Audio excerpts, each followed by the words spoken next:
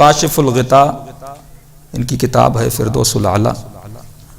یہ نسخہ بتاتے ہیں کہ مثلا ایک انسان ایک نظر کرتا ہے کہ اگر یہ میری نظر پوری ہوگی مثلا میں پوری سورہ بقرہ پڑھوں گا، لیکن اگر وہ سورہ بقرہ کی 20 آیتیں پڑھے 30 آیتیں پڑھیں، کیا نظر پوری ہوگی؟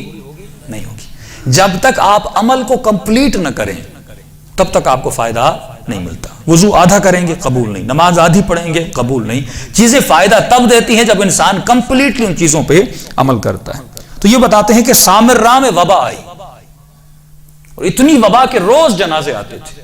وہاں پر انہوں نے شیعہ عالم نے شیعوں کو ایک نسخہ دیا اور فرماتے اس نسخے پر عمل کرنے کے بعد غیر شیعوں کے جنازے تو آتے تھے پر شیعوں کے جنازے نہیں آتے تھے.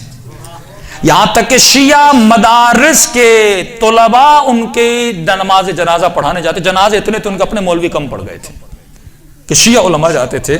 وہ نسخہ یہی تھا زیارت عاشوراء کا نسخہ.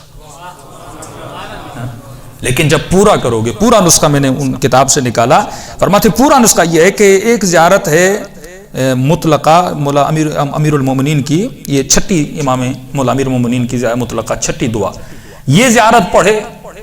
اس کے پڑھنے کے بعد 6 رکعت نماز پڑھے 2 رکعت کر کے، اور یہ 6 رکعت نماز پڑھنے کے بعد پھر زیارت عاشوراء پڑھے.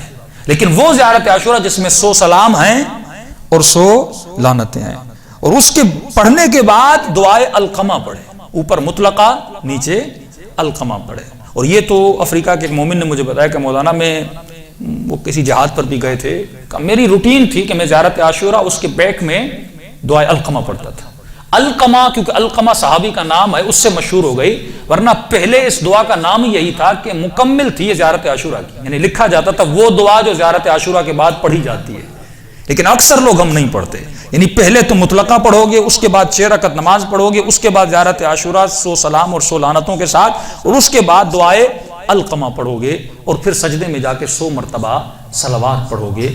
فرماتے ہیں علماء ایک اصطلاح استعمال کرتے ہیں، کہتے ہیں یہ دعائی ایٹم بم ہے، اتنا پاورفل ہے کہ انسان اگر کرے تو خدا اس کی حاجتوں کو قبول کرتا ہے. ایک مومن تھے، ان کی شادی نہیں ہو رہی تھی، تو یہ جوانوں کے لیے کہہ رہا ہوں کہ انہوں نے 40 دن مسلسل یہ عمل کیا، اور عمل کرنے کے بعد 40ویں دن جب حرم میں گئے تو امام رضا نے کسی کے توسط سے 40ویں دن عمل پورا ہو تو مولا نے رشتہ بھی بھیجا، اور جس خاتون کا رشتہ آیا اتفاق سے اس کا بھی 40واں دن تھا، اس نے بھی زیارت عاشوراء کا عمل کیا تھا. تو انسان اگر اللہ پر حسن ظن رکھے، اہل بیت کے لیے حسن ظن رکھے کہ اگر میں ان سے توسل کروں گا وہ مجھے عطا کریں گے، تو دنیا بھی اس کی آباد ہوتی ہے، آخرت بھی اس کی آباد ہوتی ہے. لیکن احتیاط بھی شرط عقل ہے. صلوات پڑھے محمد و آل محمد.